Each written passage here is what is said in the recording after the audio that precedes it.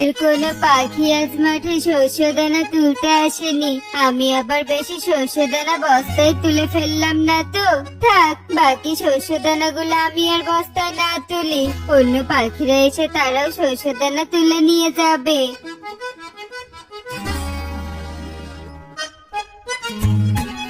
আজ বড্ড জ্বর এসেছে, কিছুতেই এই শরীর নিয়ে শস্য দানা সংগ্রহ করতে যেতে পারছি না। এদিকে খিদেতে আমার পেটে ইঁদুর দৌড়াচ্ছে। বুড়িমা, তুমি এভাবে বসে আছো কেন? তোমাকে দেখে অনেক অসুস্থ লাগছে, কিছু কি হয়েছে তোমার? বাবা কালু রে, আমার বড্ড জ্বর এসেছে। আমি আজ মাঠে শস্য দানা সংগ্রহ করতে যেতে পারছি না। কি যে করি, এদিকে খিদেও সহ্য করতে পারছি না। বুড়িমা, এই কালু থাকতে তোমার কোনো কষ্ট করতে হবে না। এই যে আমার শস্য দানা গুলোই তুমি নিয়ে নাও, পেট ভরে খাও। তুই খুব ভালো রে কালু, সবার কথা কত চিন্তা করিস। তোকে কি বলেছে ধন্যবাদ দিব তা আমার জানা নেই। একই বনে সবাই থাকি, সবাই সবার উপকার করব, এটাই তো নিয়ম।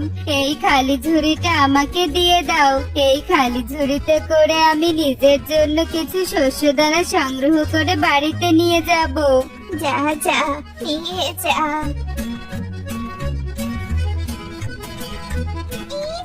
পুকুরে স্নান করে শরীরটা ভিজিয়ে তো বড্ড বিপদে পড়েছি। আমি তো আর উঠতেও পারছি না। এখন বাইরে যাবো কিভাবে?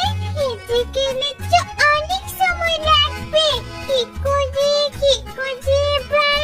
না, হাঁটতে থাকি, বেশি দেরি করলে বাবা বকবে। কিরে টুকি, একা একাই ভেজা গায়ে কোথায় যাচ্ছিস? বনে ঝড় নেই, বৃষ্টি নেই, ভিজলি কোথায়? একটু পুকুরে নেমে স্নান করেছি। এদিকে দানা ভিজে কারণে আমি আর উড়ে উড়ে বাড়িতে যেতেও পারছি না।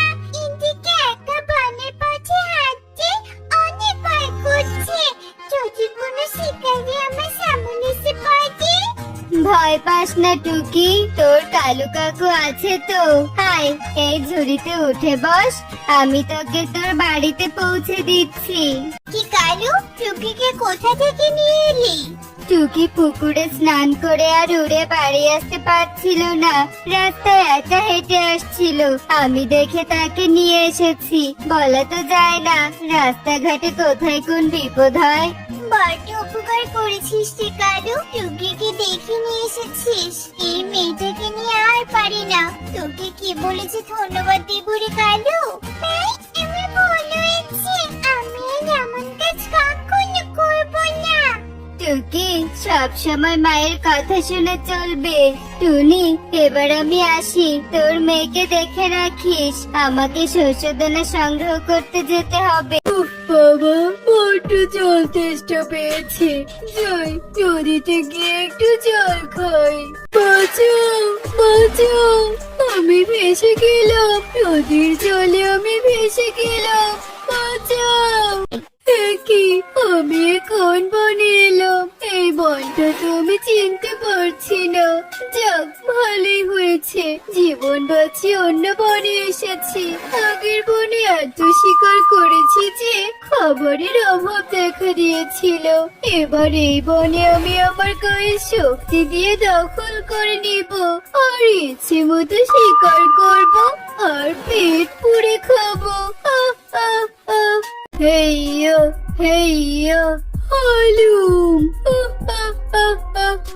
কি সুন্দর নাদুস নুদুস পাখি, একে আমি শিকার করব। হালুম। কি, এই বনে তো কোনো বাঘ ছিল না, এই বাঘ এলো কোত্থেকে? বাঁচাও, বনে বাঘ এসেছে, বাঘ এসেছে, বাঁচাও। এই দুষ্টু পাখি, গাছ থেকে নেমে আয়, আমি তোকে শিকার করব। বাঘ তো পাখিদের মতো উঠতে পারে না, আমি কিছুতেই গাছ থেকে নামবো না। যাই, উড়ে উড়ে বনে সবাইকে সতর্ক করে দেই যে বনে বাঘ এসেছে।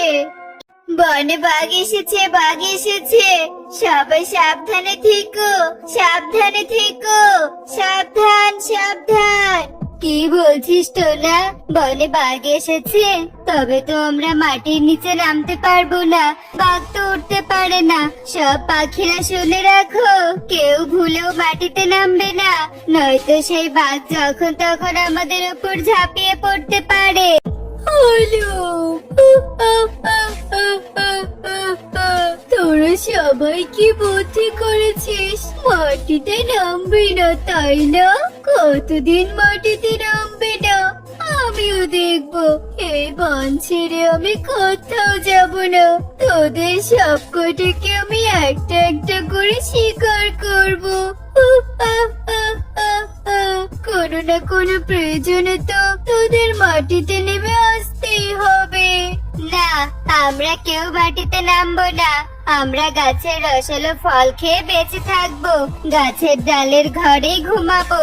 বাঘ, তুমি যে বন থেকে এসেছো সে বনেই ফিরে যাও, আমাদের শিকারের চিন্তা বাদ দাও।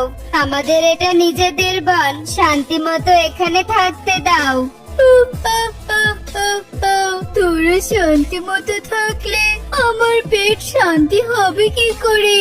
আমি কোথাও যাব না, আশেপাশে থেকে তোদের উপর নজর রাখবো। এভাবে আমাদের দিন কাটানো তো খুব কষ্টকর হয়ে যাচ্ছে। গাছের ফল অতিরিক্ত খাওয়ার ফলে গাছ থেকে ফলও শেষ হয়ে যাচ্ছে। আমরা শস্যদানা সংগ্রহ করতে পারছি না, নদী নালার জল ব্যবহার করতে পারছি না। এভাবে ভয়ে ভয়ে কিভাবে বাঁচবো? পাখিদের বংশ তো ধ্বংস হয়ে যাবে। তোমরা তোমাদের মনোবল হারিও না, একটা কথা মনে রেখো, যাদের শক্তি নেই তাদের মনে সাহস জুগিয়ে কাজ করতে হবে। দুর্বলদের প্রধান হাতিয়ার সাহস। কিন্তু কিভাবে সাহস ধরে রাখবো কালু? দিন দিন আমরা আতঙ্কে থাকি। আর তোমাদের আতঙ্কে থাকতে হবে না, আমার মাথায় ওই বাঘকে জব্দ করার একটা বুদ্ধি এসেছে। কি বুদ্ধি? কি বুদ্ধি? আগ বাঘ, কোথায় তুমি? চলে এসো, চলে এসো। হলুম, এই তোরা আমাকে ডাকছিস কেন? বাঘ, আমরা তোমার সাথে পেরে উঠবো না, তুমি শক্তিশালী, আমরা দুর্বল। এই বনে আর বন্দি থাকতে পারছি না, তাই সবাই মিলে তোমার কাছে আত্মসমর্পণ করব। সত্যি সত্যি বলছিস তুই? আচ্ছা ঠিক আছে, আর দেরি কিসের? আয় আয়, তোরা একে একে আমার দিকে এগিয়ে আয়। না না, আমরা গাছের নিচে নামবো না। শোনো বাঘ, ওই যে আমরা গাছে মই রেখেছি, ওই মই বেয়ে তুমি গাছে চড়ে এসো, আমাদের শিকার করো। আচ্ছা ঠিক আছে, আমি এক্ষুনি গাছে উঠছি। আমি প্রচন্ড ব্যথা পেয়েছি, উঠে দাঁড়াতে পারছি না। দুষ্টু বাঘ, তোকে শাস্তি দেওয়ার জন্য এমন নড়বড়ে মই বানিয়ে রেখেছিলাম, যাতে করে তুই উঠতে গিয়ে আঘাত পেয়ে পড়ে যাস।